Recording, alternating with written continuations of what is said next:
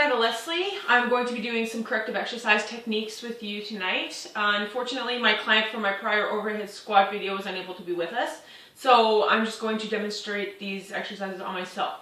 So the first thing that we're going to do is from my client's overhead squat, I chose to do some work on his rectus femoris and his hip flexors as well as his adductors. So the first thing we're going to do is inhibit those muscles. So I'm going to take my foam roller and I'm going to work on the adductors first. So what I actually am going to do is I'm going to turn my foam roll so that it's facing forwards, and I'm going to put my one leg out. I'm going to start with one side.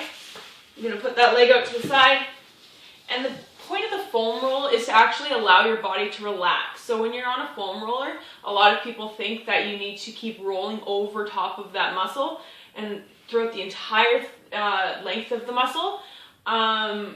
Actually what you need to do is you need to just stop and relax and sit on the part that you feel the most tension in there. So from here, what I'm going to do is I'm actually going to allow my body to come right down close to the ground. I'm going to find the spot on my body that feels the most tender right here, and I'm just going to sit here. And with your foam roll, you're going to sit here between 30 to 90 seconds each time. Okay, so once I'm done here, depending if I needed to do both sides, I would do both sides, but for right now, I'm just going to demonstrate it on one side. Okay. After this, we're going to do our rectus femoris. So my rectus femoris, what I'm going to do is I'm going to go on my front, and I'm only going to put one leg on the foam roller. If we put both legs on the foam roller, what I find is that too much of the area is being dispersed, and you're not actually triggering the one single muscle on that leg. Is you're trying to get both legs, and it just doesn't work as well. So try and get one leg on the foam roller instead. So lay on your front, and I'm gonna, depending on how tight this feels, I might actually have to use my hands and my legs as almost a little bit of a guide, and I can choose the tension or the weight that I want to accordingly.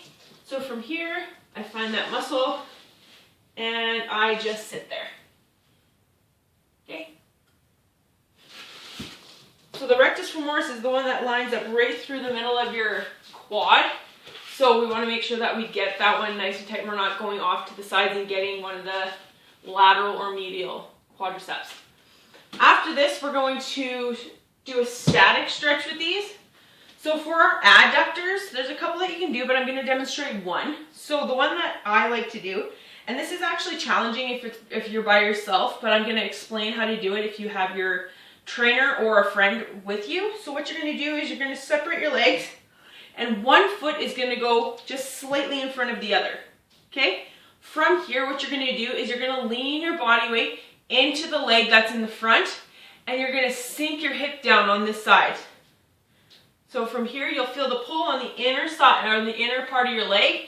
And what I want to see is that you almost can push your hip down here, because you want to get the stretch in the hip capsule as well. So if you have a trainer, your trainer's going to come up behind you, and they're just going to keep your hips in line, and they're going to push down on that capsule, right down in the joint.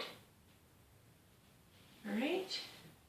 Okay, and again, if you need to do both sides, you can do both sides.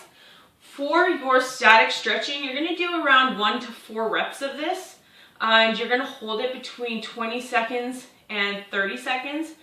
If you're starting to work with an older population, people around 65, you could probably benefit from holding it for around 60 seconds or so.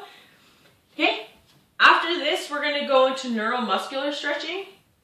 I'm going to do the adductors first, and then I'll go back to the rectus femoris and do the stretches for those.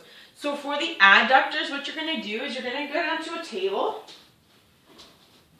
and you're going to be with your trainer as well. And what they need to do is, and what you need to make sure of, is that your hips and your body stays in line. You want to make sure that you're not twisting and contorting your body to get the stretch. So if you have your trainer or a friend, what they're going to do is you're going to lay back on your table. Okay. From here, you're going to have both legs out.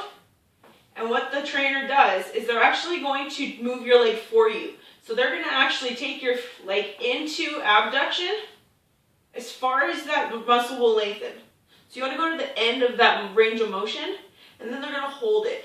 So you don't want to you want to hold the hips, because if you're like me, you like to shift a lot. So the trainer's going to come, they're going to hold your hips down, and then they're going to grab the leg that you're working on and actually abduct it. Okay. So back to the rectus femoris. So a static stretch for this one. It's actually a stretch for your entire hip flexor complex. So it's actually going to be a deep lunge. You're going to go into a lunge. Okay, from here, the leg that's down, you're going to take that same arm and you're going to reach it overhead and you're going to pull. You're going to feel a nice elongated feeling right here in that hip flexor complex. There you go. For the neuromuscular stretching, what we're going to do is you're going to come back to your table. Again, you'll have your trainer, and this one you will need a trainer for especially. The neuromuscular ones, you will need an extra person just to make sure that you can get the full end of that range. You can't do it by yourself. You need somebody there to do it for you. So what's going to happen is I'm going to lay down on the table. I'm going to have both knees into my chest. I'm going to have one tucked in. I'm going to actually hold that.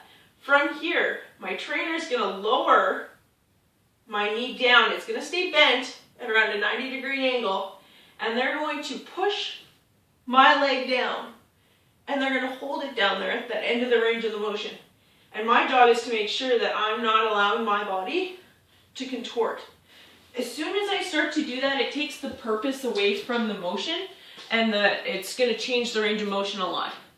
For neuromuscular stretching, you're going to be looking at doing 1 to 3 reps of this, and then you're going to want to hold the contraction itself for about 7 to 15 seconds, and then you're going to go 20 to 30 seconds on the stretch. All right.